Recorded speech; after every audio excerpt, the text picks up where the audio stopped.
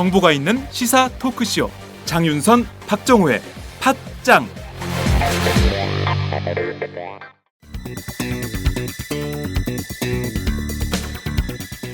안녕하세요. 팟짱 애청자 여러분, 장윤선입니다.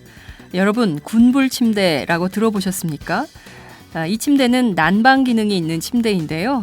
전기장판이나 돌판을 이용한 게 아니라 특이하게도 따뜻한 바람을 넣어서 특수 제작한 침대 매트리스입니다. 그러니 여러분의 잠자리가 정말 훈훈하겠죠? 제일 큰 장점은 일단 잠자리에 들면 그 따뜻함이 마치 사람의 체온으로 데운 것처럼 자연스러운 느낌을 줍니다. 열선을 사용하지 않으니 당연히 화상이나 전자파 걱정도 없고요. 침대 내부 습도가 낮아서 진먼지 진드기 등도 번식하기 어렵습니다. 일교차가 큰 환절기에도 정말 유용하고요. 여름에도 매트리스를 항상 뽀송뽀송하게 유지할 수 있습니다. 믿기 힘드시겠지만 전기요금도 정말 적게 나온다고 합니다. 전기장판, 온수매트에서 찾기 힘든 기분 좋은 따뜻함.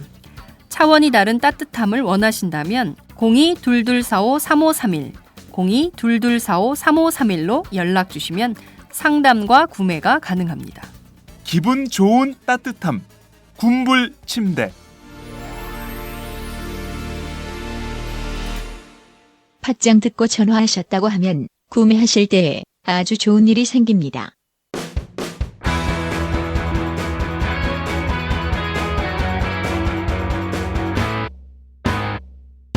색깔 있는 인터뷰. 이 영화는 잘 알려진 것처럼 14살에 일본군 성노예로 끌려갔던 강일출 할머님의 실화를 바탕으로 제작된 영화입니다. 이 영화에 참여한 인원이 대단합니다. 무려 75,270명 시민의 후원으로 무려 12억 원의 제작비를 모아서 14년 만에 완성한 영화입니다. 기록적인 숫자들이 막 나오고 있는데요. 다음 주죠. 24일 개봉을 앞두고 있습니다. 벌써부터 상영관을 늘려달라 이런 시민들의 청원이 쏟아지고 있는 상황인데요. 오늘은 이 화제의 영화, 이 영화를 만든 조정래 감독을 스튜디오로 모셔서 영화 제작 이야기를 좀 들어보도록 하겠습니다. 감독님 어서 오세요. 네, 안녕하십니까. 저희가 이 손안에 잡히는 TV 컨셉으로 처음으로 페이스북 생중계를 시작했습니다. 이런 영광스러운 자리에 불러주셔서 한국 언론사상 최초입니다. 네, 네, 해외 언론들은 좀 시작을 한 언론들이 있는데요. 국내 언론으로서는 오마이뉴스가 처음으로 오마이TV가 첫 선을 보이고 있습니다. 잦은 실수는 있지만 그래도 재밌게. 저 카메라 되게 재밌죠. 저게 바로 핸드폰입니다. 정말 핸드폰이 앞에 있네요. 그러니까요. 지금 이 페이스북 생중계는 오마이뉴스 공식 계정을 통해서 22만 3,108명에게 동시에 지금 발사가 되고 있는 상황입니다. 22만 패친 여러분 지금 보고 계시죠? 예, 댓글로 응원 말씀 주시기 바랍니다. 제가 말이 좀 길었습니다. 아닙니다. 예, 저희가 처음 시작하는 실험이기 때문에 그 얘기를 좀 하느라 그랬고요. 우선 14년 만에 이 영화가 완성이 됐어요.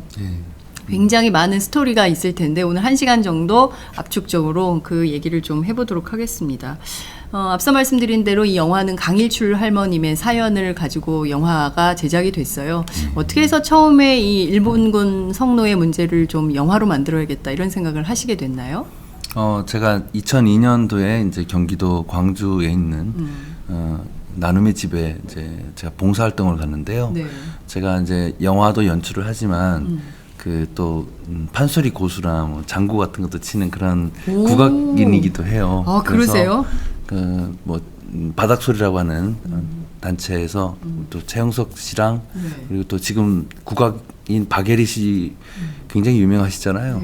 그때 함께 멤버로 꾸려서 저희가 이제 봉사활동을 갔는데 저희가 이제 할머니들께 위로를 드리겠다라고 이제 그런 마음을 갖다가 첫째 날부터 정말 펑펑 울고 오히려 할머니들께 위로를 받고 그렇게 해서 시작을 해서 인연을 맺어서 매달 같이 이제 저희들이 공연 활동을 했는데요. 공연도 하고 또 소리도 가르쳐 드리고 이제 그런 걸 하다가 제가 강희철 할머니께서 그리신 태워지는 처녀들이라는 그림을 봤어요. 저는 이제 그 그림을 보면서 정말 너무 많이 충격을 받았어요. 왜냐하면 그 그림 속에 있는 그 내용이 담고 있는 내용이 상당히 많은 소녀들이 끌려갔고 그리고 저는 또 어딘가에서 다 고초를 겪으셨지만 살아계실 줄 알았지만 대부분이 돌아가셨다라는 것을 그 그림을 통해서 이렇게 엿볼 수 있었습니다. 그래서 그걸 보고 정말 너무 많은 충격을 받고 증언집을 보게 되었고 그러면서 이 이야기는 꼭 영화로 알려야겠다 그런 생각을 하게 되었습니다. 그렇군요. 2002년에 학생이셨던 건가요? 아닙니다. 그때 제가 뭐 29, 30살 때였던 것 같은데요. 네, 예. 네, 뭐 어린 나이였는데 사실 그 전에는 부끄럽게도 거의 위안부 할머니들에 대해서 알지 못했고, 네. 특히나 이런 인권 문제라든가 이런 거에 대해서도 제가 사실 많은 무지한 상태였기 때문에 네.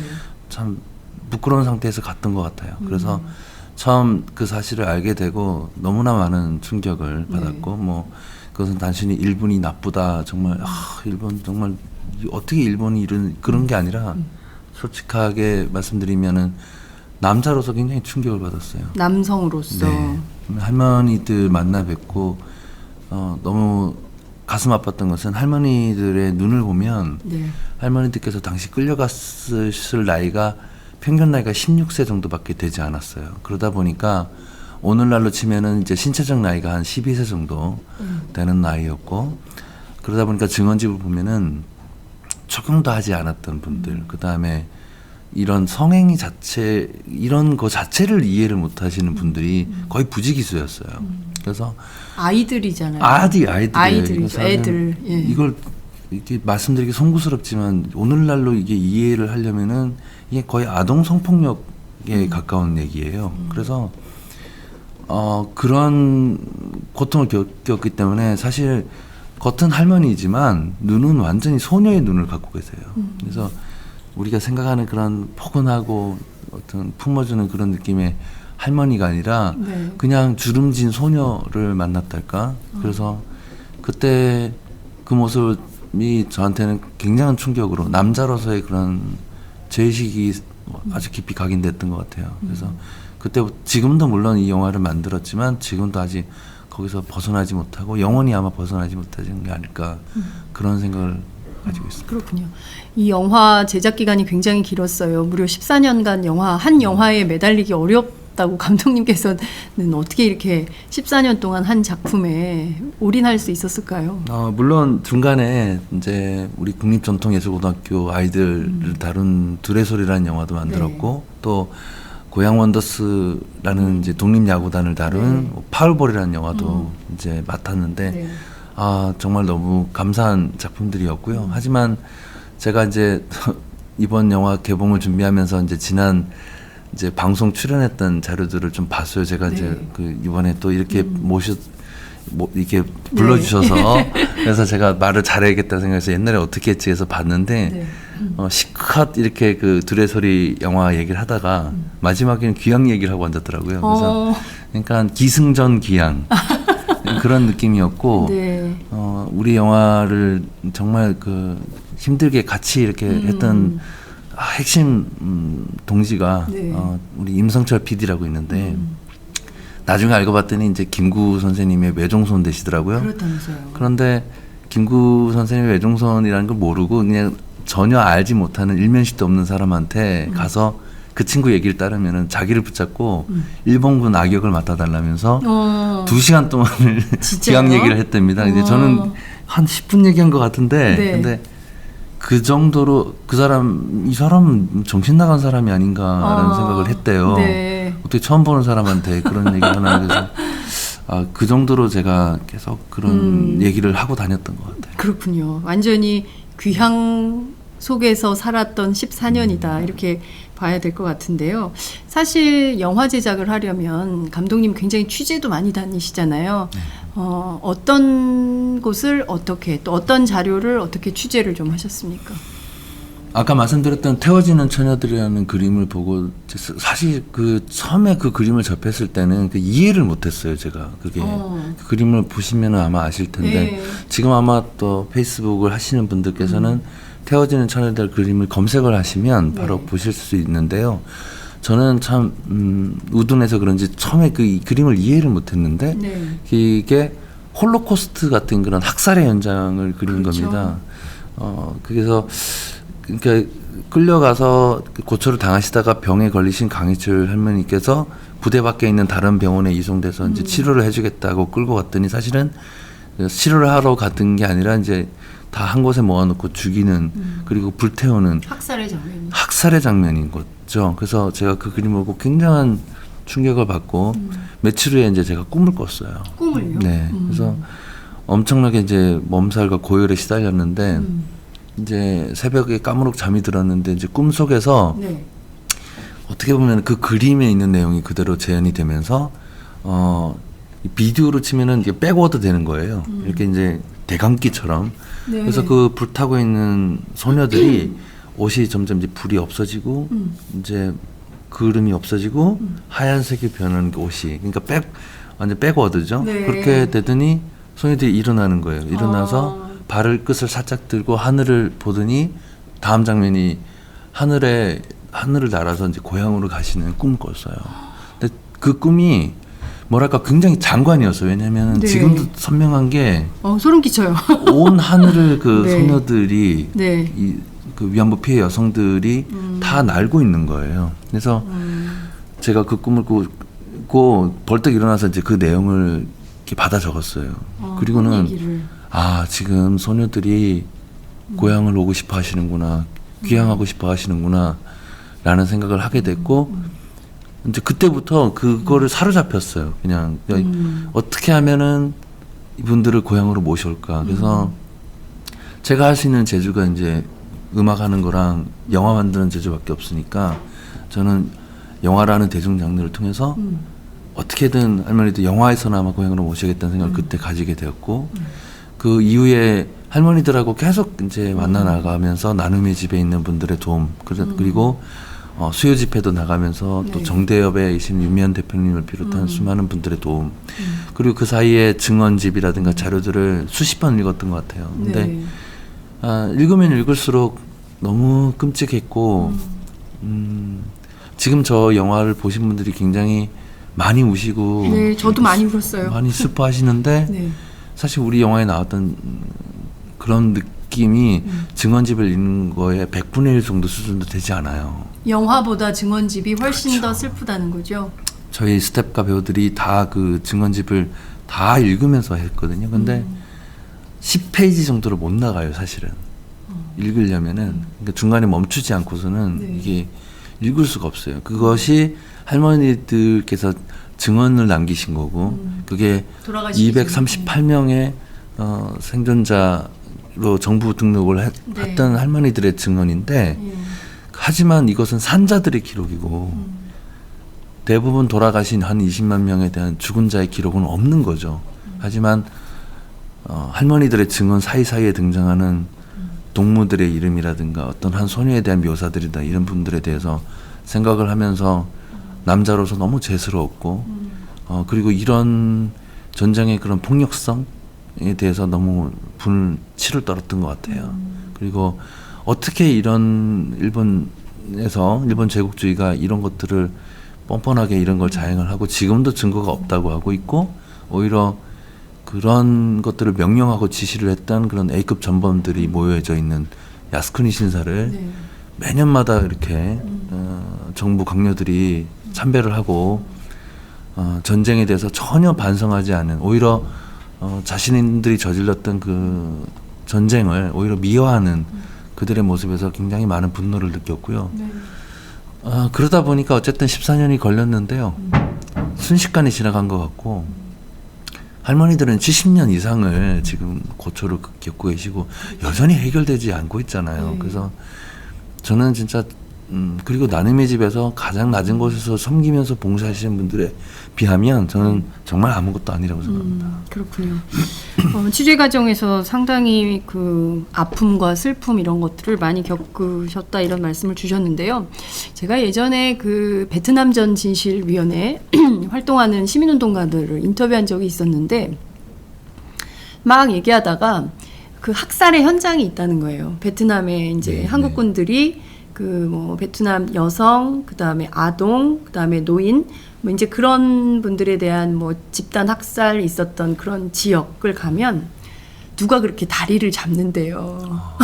그러면서 이제 이거는 뭐 이제 인터뷰 중에 나온 뭐 어떤 일종의 에피소드 같은 그리고 재밌는 얘기가 있어요. 뭐 이러면서 이제 설명을 해주시는 건데 귀의를 느낀다는 거예요. 하다가 그러면서 이상하게 그 지역만 가면 그렇게 누군가 발을 끌어잡아가지고 못 가게 한다는 거예요. 그래서 그런 걸 느낀 적이 있다. 그래서 학살의 현장에 가면 귀의를 느낀다 이런 얘기를 해서 아니 설마 제가 막 그랬었는데 실제 제작하시면서 그런 현장도 좀 다니셨습니까? 저는 할머니들과 늘 함께 있으면서 항상 느끼는 게 그런 늘 함께 그런 느낌을 언제나 받았던 것 같아요. 항상 지금 이 스튜디오 안에도 계신 것 같고 영화 제작을 하는 그 모든 과정에서 함께 네. 하는 듯한 느낌. 그리고 우리 영화가 정말 그 중국에서 또 투자를 한다고 또 그렇게 해서 그 덕분에 중국을 리포터를 가고 그러면서 그쪽에서 있었던 그런 네. 현장들을 이제 근처까지 가봤는데요. 네. 근데 아, 학살의 그것만- 현장의 근처까지도. 근처까지. 예. 근데 그게 사실은 다 거의 사라지고 또 오히려 정확한 장소를 모르는 경우도 있고. 근데 사실 중국 정부도 그런 부분에 자료들을 다 갖고 있고요. 최근에 하나둘씩 지금 나오고 있는데 네. 중국 근데 정부가. 그런 부분들이 이제 영화 세트장 안에 실제로 네. 일본 군들이 사용했던 모든 무기가 있는 그리고 그 중국에 있는 그 관리인들 특히 네. 중국의 군부가 관리를 하고 있더라고요. 아하. 그분들의 소개로 제가 가봤는데요. 네. 말하자면 그쪽에서 중국에서 촬영하면 이거를 흔쾌히 허락을 하셨어요. 이런 영화를 만든다고 하니까. 그래서 내부를 봤더니 이제 그게 세트장인 줄 알았더니 그게 세트장이 아니라는 거예요. 뭐예요? 실제로 일본군들이 쓰던 그 막사라든가 일본군들이 쓰던 그런 왜냐하면 중국 점령지에서 있었기 예, 때문에 예. 모든 탱크라든가 트럭 같은 거 심지어는 그런 여성들을 싣고 다니면서 이렇게 무슨 행진하는 그런 퍼레이드 카 같은 것도 있어요. 중국에 가면요. 네네네. 어디에 이런 게 있습니까? 거기가 그 북경 근처에 있는 그 영화 세트장이라고 하는데 예. 갔더니 총 소장님이 그 우리나라 치면은 한 중령 정도 되는 예, 분이 예, 있더라고요. 그래서 북경에서 이제 촬영을 하면 좋겠다는 강력한 바람이 있어서 지금도 유튜브에 그 영상을 올려놓고 있습니다만 네. 여하튼 거기서 봤던 것들이 정말 소름 끼치더라고요. 정말 저는 탱크보다도 오히려 더 소름 끼쳤던 것이 그 트럭이에요. 트럭. 예, 실제로 그런 그 위안소로 끌려가는 네네. 그런 여성들을 싣고 태웠던 그런 실제 일본군이 사용했던 트럭입니다. 퍼레이드카. 그거를 새로 만든 게 아니라 그걸 유지 보수해가지고 지금도 갖고 있는 거고 거기에 있는 일본군 탱크도 다 움직이는 거예요. 네. 섬뜩하고 만지기도 싫더라고요. 근데 끔찍한 그런 부분들이라든가 결국은 중국에서 중국인이 소녀가 이제 주인공이 돼야 된다는 말이 결국은 안 됐지만 너무나 많은 피해자들이 한국에서 너무 많은 우리 조선의 여성들 그리고 중국의 수많은 피해자들 아시아 각국의 피해자들은 말할 것도 없거니와 정말 이 끔찍한 상처는 꼭 기억되고 또 앞으로도 계속 이 영화가 하나의 어떤 작은 도구가 돼서 앞으로도 더 많이 알려진다고 생각합니다.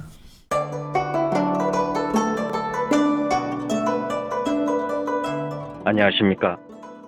저는 정도전을 15년 전에 최초로 소설로 썼던 작가 임종일입니다. 사실 정도전을 소설로 쓰는 데만 10년이 걸렸는데 그 시절 무명의 고달픈 심신을 양꼬치와 고량주로 달래주었던 풍무 양꼬치. 풍무 양꼬치는 월드컵 4강의 기쁨도 나라골 우습게 돌아가고 분통이 터질 때도 늘 함께했던 안식처이자 사랑방이었습니다. 진짜 정의파인 주인장은 세상을 뒤집어푼 남자 정도전을 누구보다 먼저 알아보았고 그래서 제 소설 정도전은 역사의 곡이 없습니다. 풍무 양꼬치 역시 맛과 양심이 살아있습니다. 좋은 사람끼리는 꼭 만나야 합니다. 어떻습니까? 오늘 풍무 양꼬치에서 만납시다. 2호선 구로 디지털 단지역으로 오세요. 예약 문의 02809-9292 02809-9292. 팟짱 애청자라고 하시면 정성 가득 담긴 서비스도 나갑니다. 이 영화를 제작할 때 처음에는 선뜻 제작비를 내겠다는 투자자가 없었어요. 그렇죠? 그렇죠. 결국은 투자자가 이제 나중에도 엄청나게 많은 전 세계 시민들 그리고 우리나라 국민들께서 후원을 해주셨고 네. 개인 투자자들 정말 그 어떻게 보면 굉장히 서민들 네. 께서 이렇게 정말 차 팔고 전세로 월세로 옮기고 이런 돈들이에요. 아 정말요? 네네. 그게 한 분 한 분의 네. 7만여 명의 시민들의 사연이 그냥 네, 그렇습니다. 역사네요. 네. 100원부터 쌓여진 100원이요? 네. 한 어떤 네티즌의 제안으로 한 포털 사이트에 어떤 뭐 희망회라고 하는 그런 모금을 해서 우리 영화를 도와줍시다 이렇게 했는데 그거는 무슨 캐시 형태로 해서 뭐 147원 뭐 이렇게 이제 기부를 하는 네. 건데 예, 사실 그러니까 1,000만 원이 모이려면 어마어마한 거예요, 사실은. 그러네요. 근데 140원씩 모아가지고 언제 근데 나중에는 그것이 1,000만 네. 원이 넘고 2,000만 원이 넘고 그런 일들이 있었고 또 홈페이지를 통해서라든가 혹은 돈이 아니면 내가 재능 기부라도 하겠다. 그래서 결국은 나중에 영화에 그런 분들이 엑스트라라든가 단역 배우로도 출연해 주시고 그리고 물품도 많이 보내주셨어요. 어떤 분은 뭐 쌀을 보내주신 분도 있고 어떤 분은 정말 슈퍼마켓 운영하신다면서 네. 슈퍼마켓을 거의 털어가지고 주신 세상에. 분들. 그래서 촬영 현장에 사실 굉장히 촬영 현장이 굉장히 열악하고 힘든 환경이었거든요. 네. 그런데 스태프분들이 얼마나 힘들겠어요. 하루에 2회차 정도로 촬영을 해야 됐기 때문에 그 슈퍼마켓 주신 그 물품이 순식간에 나가요. 그러니까 전체 촬영 스텝이 몇 분 정도 되세요? 저희가 배우와 스태프들 다 합치면 200명이 넘습니다. 200명. 네. 그러니까 전투 장면도 꽤 많고 그래가지고. 원래는 그렇게까지 저희가 찍을 수 있는 예산도 없었고 네. 촬영 시작되고 한 일주일 만에 예산이 다 고갈이 됐어요. 그 이유는 네. 저희 배우들이 짧게는 1년, 길게는 한 4년 가까이를 기다리고 또 계속 리딩을 하면서 이제 리허설을 했던 배우들이거든요. 네. 그것도 다 자비로. 자비로. 그러니까 거의 다 재능 기부 형태였고 제일교포 분들도 다들 거의 자비로 비행기 타고 왔다 갔다 하면서 사업을 거의 뭐 놓다시피 하면서 지금 참여를 해주셨는데 그분들께서 그렇게 정말 고생해서 이제 촬영장에 이제 오셔서 뭐랄까 배우분들이 아니라 1인 2역, 1인 3역 같은 걸 다 하셨어요. 세상에. 그러면서 생긴 에피소드들이 정말 많습니다. 그래서 어떤 게 있어요? 궁금해지네요, 갑자기. 진짜 막 드리고 싶은 말씀이 너무 많은데 네, 진짜 시간이 그래도 없어가지고 그래서 압축적으로 설명해 주세요. 저는 네. 뭐 일단 배우분들께 스태프분들께 너무 감사드리고 특히 제일교포 분들께는 진짜 너무너무 고맙습니다. 그분들의 노고가 없었더라면 어떻게 보면은 굉장히 목숨을 내놓고 하는 거거든요. 근데 얼마 전에 일본 후원 시사회가 있었는데 일본에서 후원하신 분들 모시고 또 많은 일본 분들도 오셔가지고 영화를 보셨어요. 네. 근데 이제 어쨌든 굉장히 좋았습니다. 뭐 일본 분들도 꼭 이 영화가 일본에서 상영돼야 된다는데 그 다음날 일본 우익 블로거가 네. 글을 하나 올렸는데 우리 영화에 출연했던 분들의 어떤 테러? 그런 그 전부터도 사실은 우리 영화에 대한 기사가 오랫동안 있어왔기 때문에 네.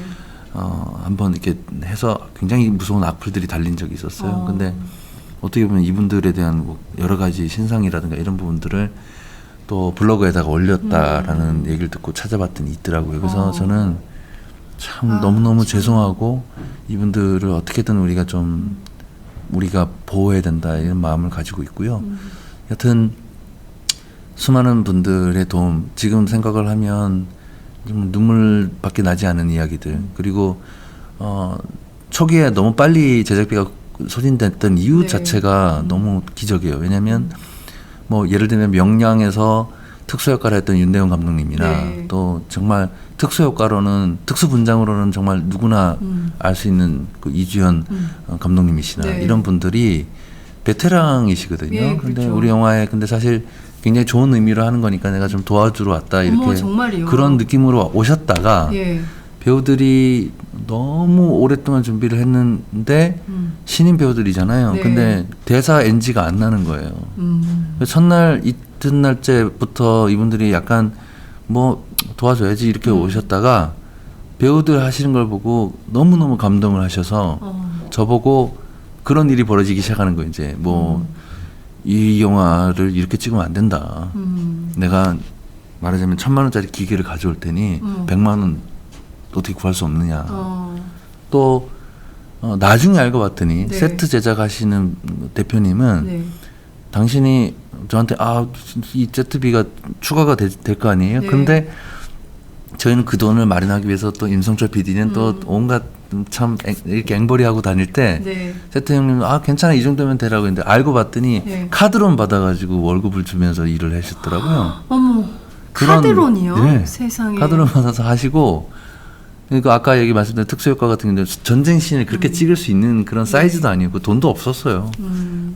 매일같이 통장잔고에 15만 원밖에 없던 시절이면 그런데 15만 원이요.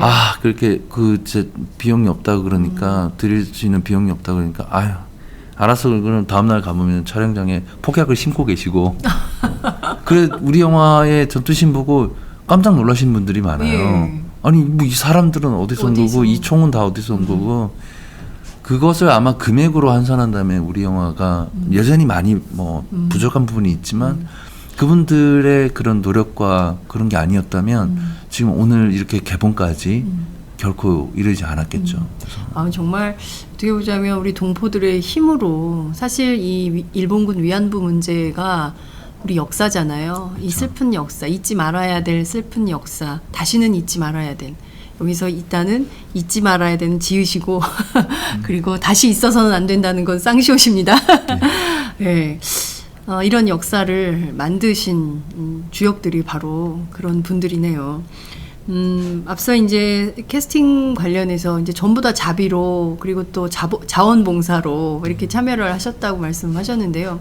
특히 이제 제일동포 분들은 우리 현대사에서 보면 그분들도 피해자시잖아요. 그렇죠. 뭐 좀 결은 달리하지만 만주에 계셨던 분들 그리고 또 일본에 계셨던 분들 다 국내로 오지 못한 그렇죠. 분들이기 때문에 그 슬픈 역사를 갖고 있고 또 이제 일본 우익들로부터 당할 수도 있는데 본인의 피해를 감수하고도 이 영화를 꼭 해야겠다고 생각했었던 이유랄까요?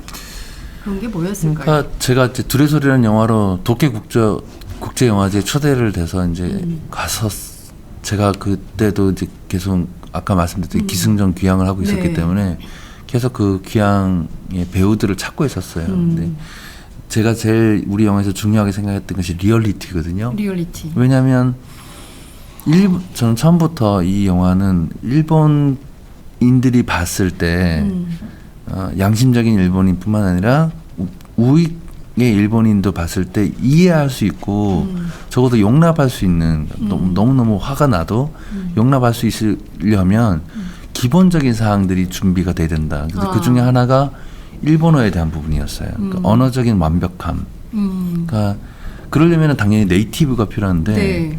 그러니까 일본인 배우를 구하니까 당연히 실패를 하죠. 그리고 일본인 배우는 안 하겠다는 거죠? 그렇죠. 그렇죠. 그리고 또 제일교포 배우분들하고 접촉을 해봤는데 안 된다는 거예요. 그렇게 되면 나의 모든 삶을 송두리째 포기해야 되는 그런 일본 사회에서. 그렇죠. 그래서 그거는 힘들다라고 해서 사실 거의 포기를 했었어요.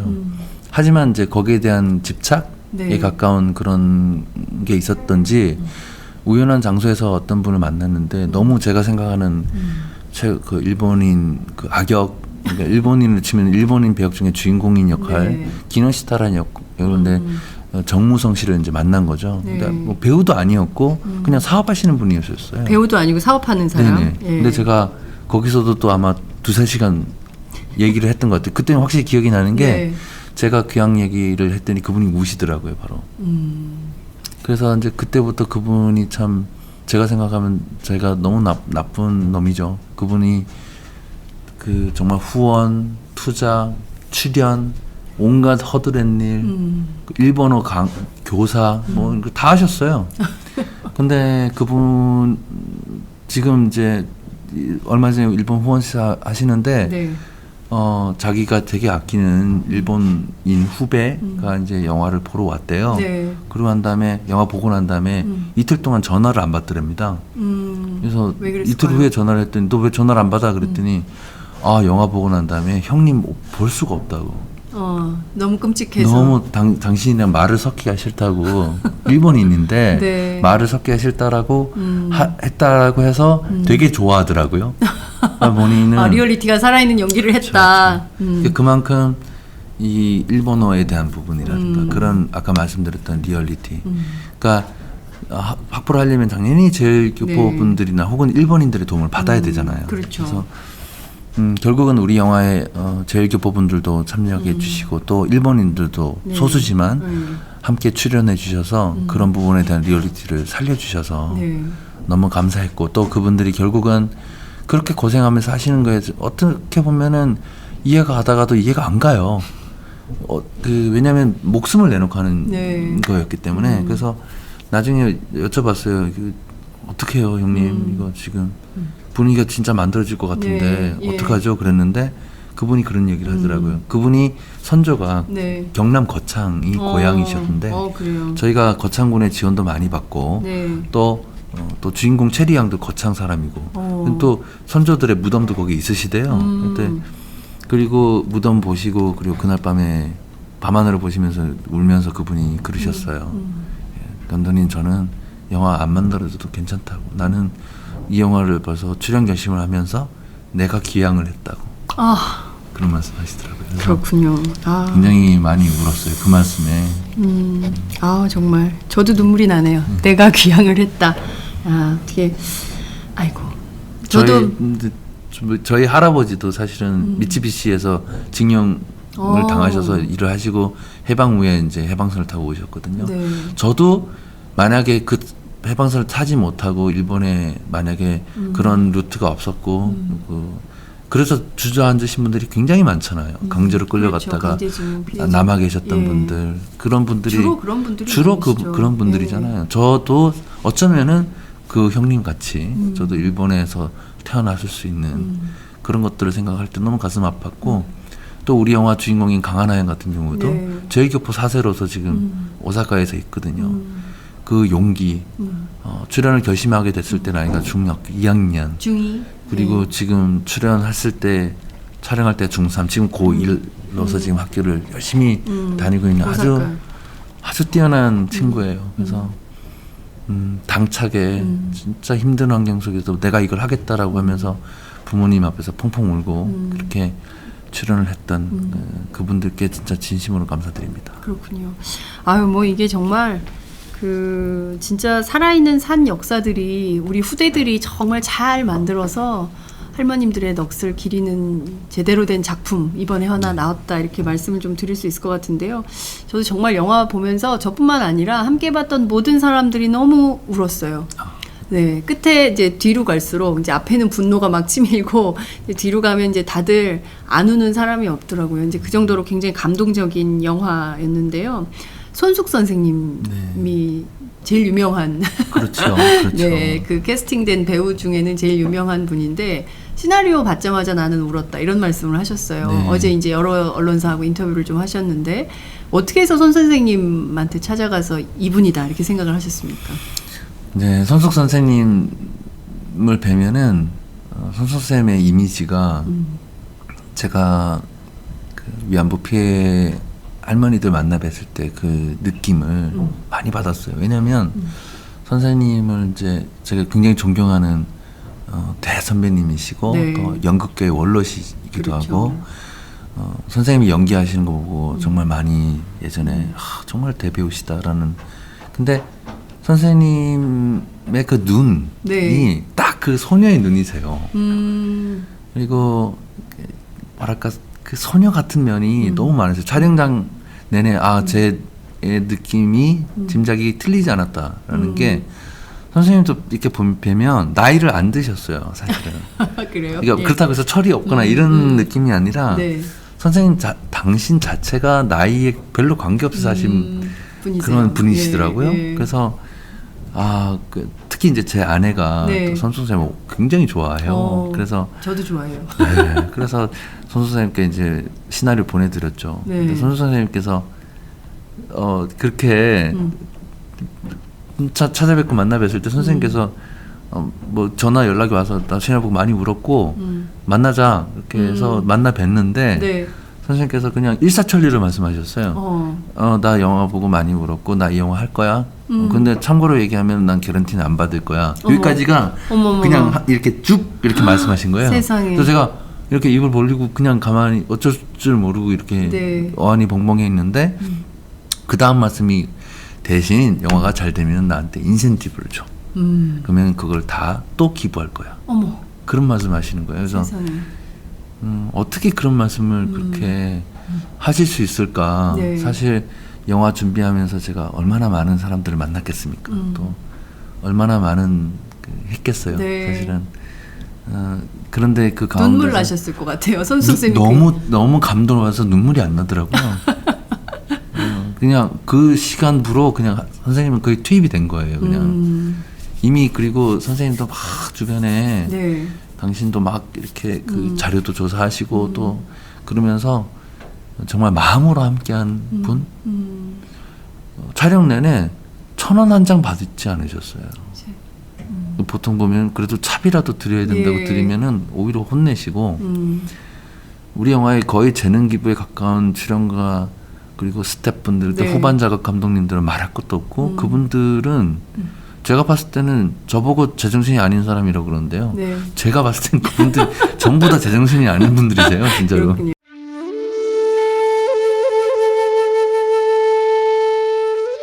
영한네이처의 마카 산삼. 공중파 텔레비전에도 없고 인터넷 배너 광고 하나 없지만 팟캐스트 좀 들어봤다 하는 분들은 다 아는 마카 산삼. 진짜 유명해져서 유사 제품도 많아졌습니다. 이젠 마카 산삼으로 검색하면 너무 많이 나와요. 꼭 영한네이처로 검색해주세요. 팟캐스트에서 듣던 그 마카 산삼을 구입할 수 있습니다. 특히 나라 걱정으로 심신이 지친 분들에게 권합니다. 몸에 정말 좋습니다. 내 몸도 나라도 살릴 힘이 납니다. 페루의 마카와 우리나라 산삼, 몸에 좋은 11가지 원료를 모두 하나로 만든 마카 산삼. 마카 녹용과 마카 소아 청소년도 있습니다. 1일 2회 공복에 따뜻한 물과 함께 드세요. 영한네이처 마카 산삼. 네, 저도 팟짱 녹음하기 전에 마카산삼을 꼭 챙겨 먹고 있습니다. 정말 그 힘으로 영화가 가능했겠다 이런 생각도 듭니다. 이 영화 앞서 이제 저희가 쭉 얘기했던 대로 일본군 강제로 끌려간 성노예들을 다룬 영화입니다. 근데 그 굉장히 중요하게 생각했던 대목이 리얼리티라고 말씀하셨어요. 근데 어떤 대목은 리얼리티, 또 어떤 대목은 또 극영화로서의 어떤 허구적 상상 뭐 이런 거가 좀 섞였을 것 같은데 감독님께서 좀 리얼리티에 가장 충실했던 장면 그리고 또 허구에 가장 충실했던 장면은 어떤 건지 좀 궁금하네요.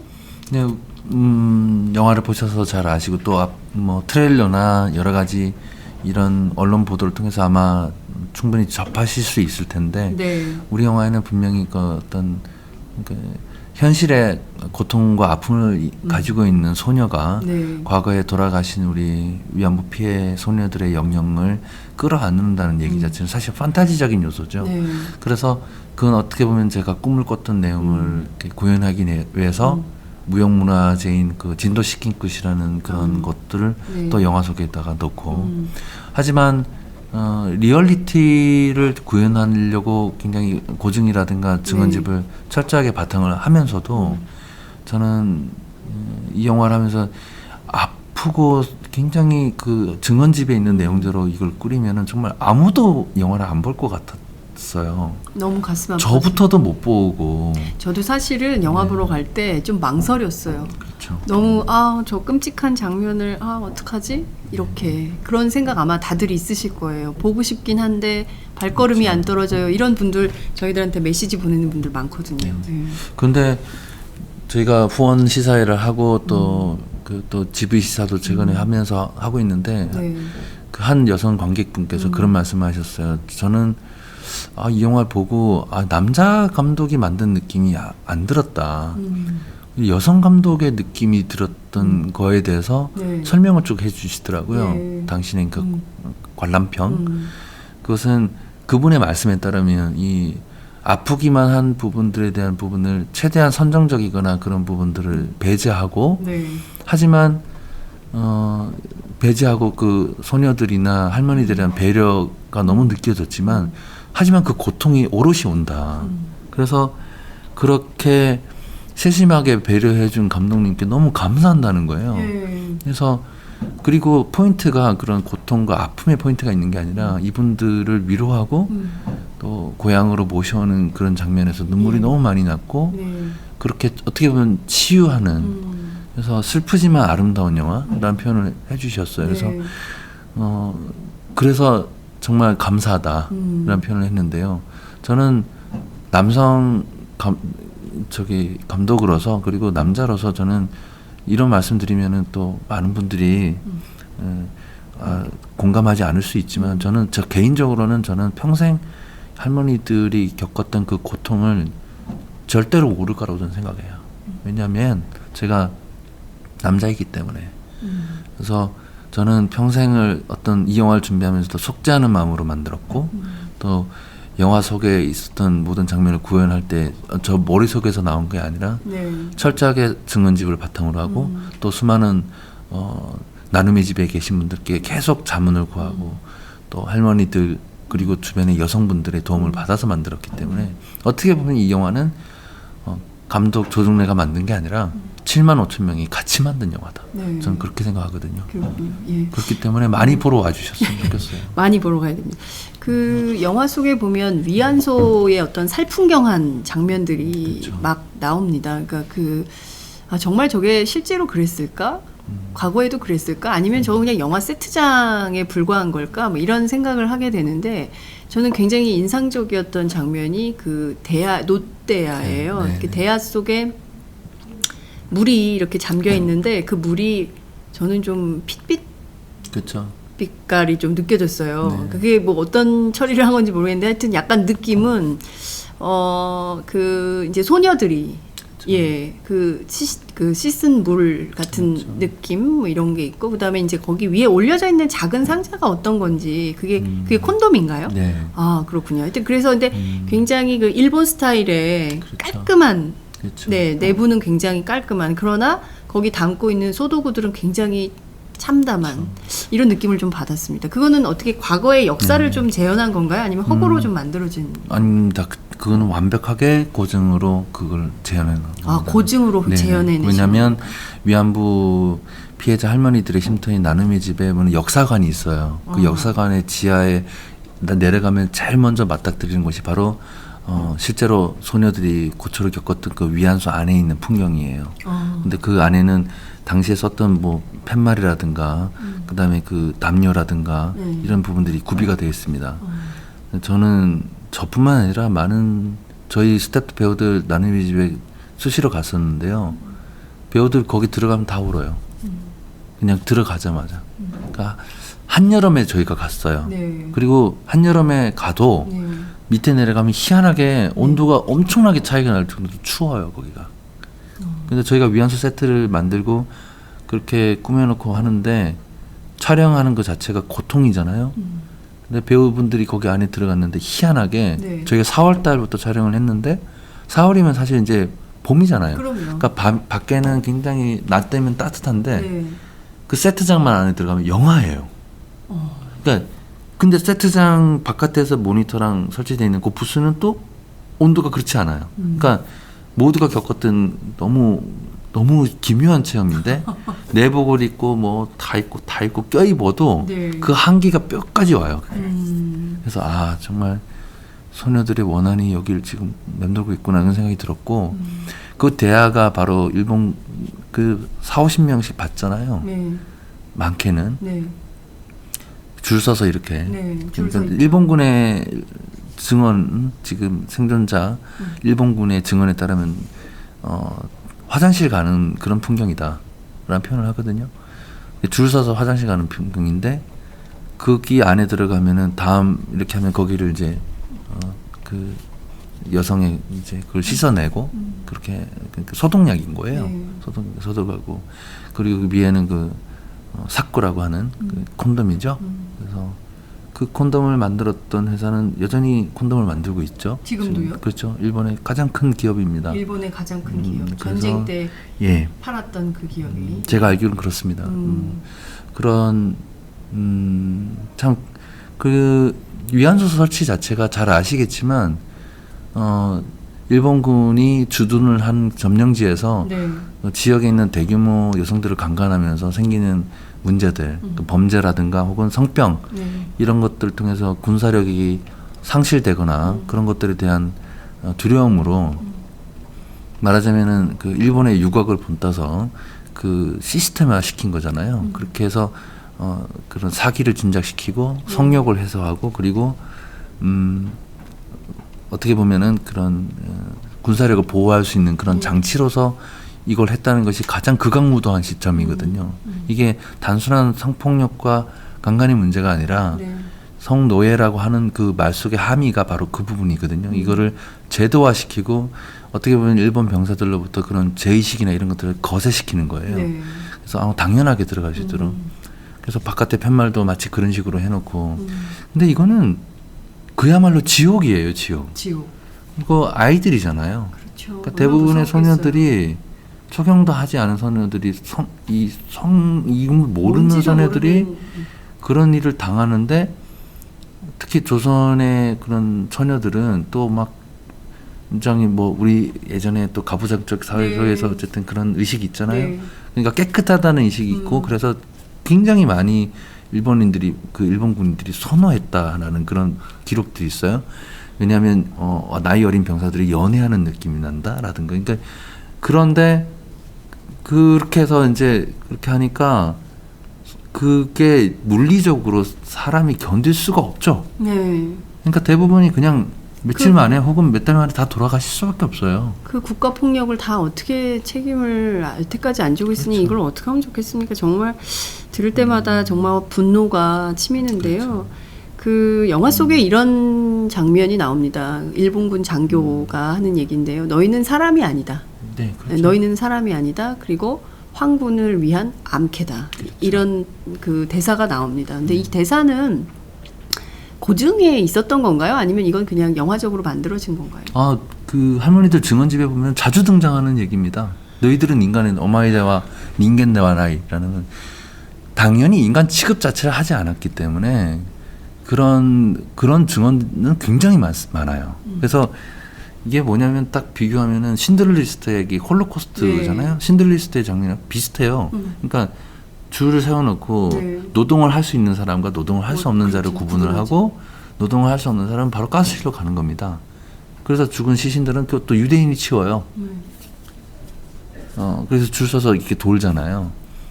이게 똑같은 장면이에요. 이게 사실은 이렇게 해놓고 그렇게 할 수 있는 사람과 관리가 되면은 하고 병이 너무 지나치면은 강유철 할머니가 겪으셨듯이 네.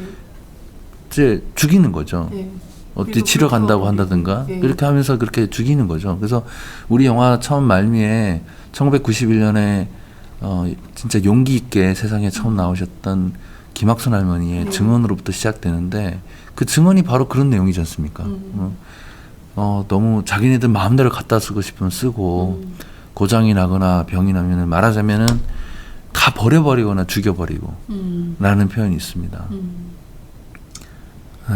정말 너무너무 끔찍하죠. 그것을 시행했던 그 일본군들도 자랑무도하지만 사실은 그런 시스템을 만들고 고안했던 자들 그런 자들이 지금도 소위 말해서 일본의 어떤 A급 전범으로서 있었던 사람들 중에 하나의 어떤 손자가 총리고 네. 또 수많은 사람들이 아직도 존경을 받는다는 기업을 하고 있고 네.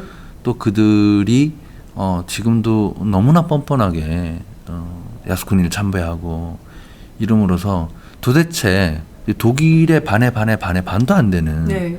그런 쥐꼬리만큼의 어떤 그런 사과심이 없어요. 그러니까. 근데 우리 영화를 후원하신 일본인들 혹은 지인들이 와서 이 영화 보고 일본인들이 봐야 된다라고 일본 사람들이 봐야 네네. 되는 영화다. 그 중에 한 분은 아예 그런 말씀을 하시더라고요. 네. 그 할머니인데 무슨 시민사회 운동하시는 분도 아니고 네. 66세인가 한 그 일본인인데 네.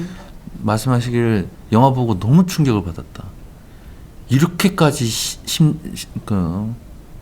심한 짓을 히데요코도 너무나 심한 짓을 했다라고 믿어지지 않는다는 거예요. 이 영화는 정말 일본인들이 봐야 되고 아베가 봐야 된다. 아베에게 추천할 영화. 아베가 봐야 되고 소녀상은 왜 옮기라는 거냐. 네. 소녀상 거기 있어야 된다. 네. 오히려 막 너무 흥분을 하셔가지고 그 모습에 뭘 보면서 막 감동을 받고 고마워야 되는데 그 모습을 보면서 저도 막 흥분이 되더라고요. 예. 그래서 지금 뭐 네, 그 있을 수 없는 과거의 끔찍한 전쟁 범죄와 관련해서 지금 뭐 이번에 터무니없는 불가역적 합의를 해서 또 이제 국민적 반발이 있는 상황인데요. 지금 이 영화 상영관이 부족하다는 걱정들이 많이 있습니다. 박원순 서울시장 얼마 전에 영화 보시고 상영관이 부족하면 강당에서라도 틀겠다 이런 얘기를 하셨어요. 지금 뭐 상영관들하고는 좀 어떻게 얘기가 되고 있나요? 롯데시네마가 이 영화를 틀기로 했죠? 네, 지금 뭐 일단 네. 이 영화를 참 투자도 안 되고 국민들께서 성금을 모아주셔서 만들게 되고 그런 모든 분들께 너무 일단 감사드리고 개봉이라는 날짜를 받기 전에 또 배급사가 네. 굉장히 공을 들이셨어요. 그 작지 않은 회사였고 네. 그 회사가 이 일을 맡을 때 제가 그 담당자께 굉장히 걱정을 많이 했어요. 이거 괜찮겠냐고 했더니 아니 감독님 영화 봤는데 너무 좋은데 뭐가 문제겠냐고 그러셨어요. 네. 그렇죠. 문제가 없어야 되는 영화죠. 네. 이건 온 국민이 봐야 되고 네. 오히려 보수가 봐야 되는 영화고 보수 진보가 없는 영화죠. 그렇죠. 오히려 그분은 뭐 걱정하지 마시라고 그러셨는데 뭐 다 자세히 말씀을 드릴 수는 없지만 네. 배급하시는 분들이 고군분투하고 있는 건 사실이고요. 지금 어찌됐든 좀 첫날 15일 날 예매 처음 오픈이 됐는데 그날 다 매진이 됐어요. 예매가. 예. 그렇다면은 참 상영관이 많이 네. 점점 늘어나고 있긴 하지만 네.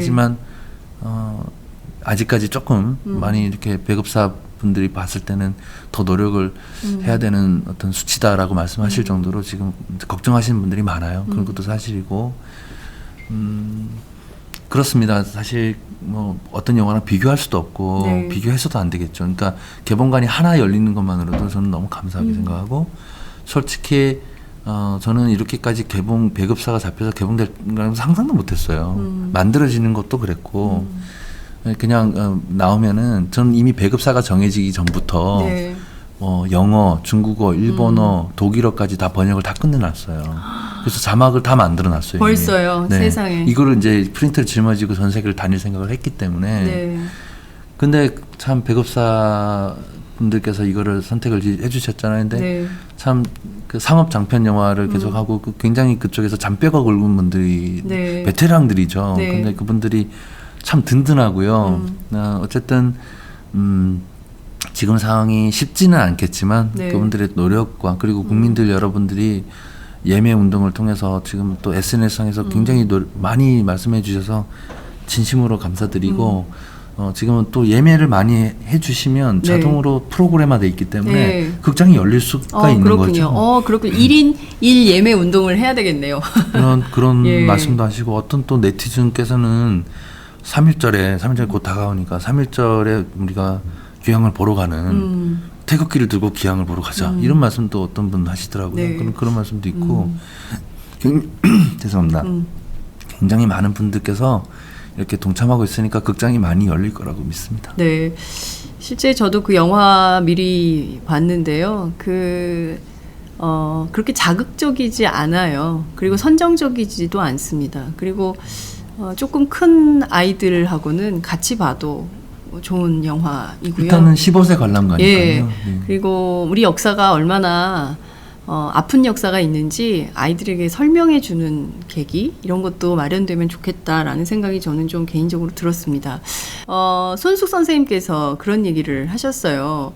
위안부라는 표현이 적합한 겁니까? 이런 말씀을 기자들한테 했습니다. 네. 그래서 제가 도대체 위안부가 어떤 한자어를 쓰고 있는지를 국어사전을 찾아봤더니 위로할 위에 편안할 안에 며느리 부자를 쓰더라고요. 일본 사람들이 우리를 며느리 삼은 건가? 뭐 이런 생각마저 드는데 앞서 상영관도 말씀을 해주셨고 또 이런 상황을 놓고 볼 때 사실은 우리 역사고 우리의 아픔이고 사실 우리가 적극적으로 우리 정부가 나서서 이런 문제들에 대해서 치유하고 또 개선하고 뭐 이런 노력을 해야 되는데 오히려 우리가 뭐 상영관도 적극적으로 만들지 않고 뭐 이런 문제들에 대해서는 좀 어떠세요, 감독님? 제가 네. 너무 아픈 질문을 아닙니다. 저는 앞서 말씀드렸다시피 아직 다음 주 24일 날 개봉이니까요. 아직 네. 시간이 있고요. 저는 극장 관계자 여러분들께서 극장을 많이 열어주실 거라고 믿습니다. 네, 저는 확실히 믿고요. 영화를 보신다면은 동의해 주실 거라고 확실히 믿습니다. 손 선생님 말씀대로 위안부란 표현은 이용수 할머니의 말씀으로 제가 대신할게요. 내가 왜 위안부냐? 나는 이용수다. 나는 우리 엄마 아빠가 지어준 이름이 있다. 나는 내 자랑스러운 이름 이용수다. 그 말씀을 들었을 때 진짜 많이 울었어요. 위안부 할머니들께서는 사실 성노예란 표현도 굉장히 힘들어하시는 표현입니다. 위안부 피해자 여성, 위안부 피해자 할머니, 이런 우리가 이제 그렇게 이분들을 지칭을 하지만 역사 속에서 그리고 모든 삶 속에서 이분들은 하나의 당신들의 이름을 가지고 있는 작은 소녀였고 한 여성으로서 당신들의 삶을 담당하게 꾸릴 수 있는 그런 사람이었기 때문에 우리가 이 영화를 통해서 저는 그런 한 소녀의 이야기를 담으려고 했지 위안부의 삶을 담으려고 하지 않았습니다. 그래서 함께 오셔서 한 소녀의 이야기를 함께 동참해 주시고 함께 해주셨으면 감사하겠습니다. 네, 아픈 다 미처 밝혀내지 못한 우리의 역사, 과거사 이 문제가 사실 이 한 편의 영화로 어떻게 다 치유가 되겠습니까? 그렇지만 이 영화를 함께 보는 것만으로도 첫걸음을 내딛는 활동이 되지 않을까 싶다 이런 말씀을 좀 드리고요. 저희가 오늘은 여기까지 모시고 저희가 이 영화가 잘 될 테니까 조만간 다시 한번 기회를 마련해서 또 모시도록 하겠습니다. 감사합니다. 굉장히 많은 분들이 이제 댓글로 응원 주셨는데요. 저희가 다 소개는 못 드리고요. 몇 가지만 좀 소개해 드릴게요. 감독님이 생각하실 때 이 장면은 꼭 봤으면 하는 장면이 있습니까? 어떤 건지 설명해 주세요. 한 번의 사죄의 말로 끝나지 않습니다. 한국이 존재하는 한 이 얘기는 꼭 짊어지고 가야 하는 아픔입니다. 1000만 관객으로 보답하자. 꼭 봐야 됩니다. 자랑스럽습니다, 감독님. 뭐 이런 의견들 주셨습니다. 영화 잘 돼서 10억엔 필요 없게 다 보러 갑시다. 가족이 함께 가려고 합니다. 새누리당 의원님들 꼭 보세요. 감독님 눈물 나오려고 하시나 봐요. 정말 감독님 이게 다 보이나 보죠? 페이스북으로 하니까. 아이고. 감독님 눈망울에 이렇게 어른어른 하십니다. 조정린 감독님 화이팅! 정말 이런 의견들을 감사합니다. 주셨습니다. 고맙습니다. 네. 네, 이런 힘으로 감독님 힘내시고요. 그리고 끝으로 꼭 봐야 되는 장면 이것은 직접 영화로 확인하세요. 마지막 사실 예. 어떻게 보면은 제가 그 말씀 드리고 싶어요. 그 아파서 보러 가기가 힘들고 보기 힘들 것 같다라고 많은 말씀을 해주시는데 제가 그런 말씀 드리고 싶어요. 우리 영화에는 아프지만 슬프지만 어떻게 보면은 비록 영으로서나마 고향으로 오는 장면으로 영화가 끝이 납니다. 스포일러 같지만 하지만 꼭 이 말씀 드리고 싶어요. 영화관에 오셔서 함께 2시간을 계시면 끝에 타향에서 돌아가셨던 소녀들이 고향으로 돌아오신 것을 보실 수 있을 겁니다. 꼭 함께 해주십시오. 네, 감사합니다. 영화의 반전도 있고요. 코믹한 장면도 있어요. 웃음이 피식 나는 장면도 있고 하니까요. 여러분들 꼭 챙겨서 보셨으면 좋겠습니다. 감독님 오늘 너무 감사드립니다. 고맙습니다. 감사합니다. 네, 감사합니다. 안녕하세요. 오마이뉴스 대표 오연호입니다. 감사합니다. 여러분의 성원 덕분에 바로 어제 오마이뉴스의 10만인 클럽 회원 10,000번째 참여자가 탄생했습니다. 여러분의 응원 덕분에 오마이뉴스는 더욱더 힘차게 권력과 자본의 눈치를 보지 않고 뚜벅뚜벅 참 언론의 길을 갈 수 있게 되었습니다. 계속 성원해 주십시오. 10만인 클럽 회원이 2만 명 정도가 되면 사실상의 진보 종편도 가능합니다. 자, 그 길을 위해 독자 여러분 함께 해주십시오. 감사합니다.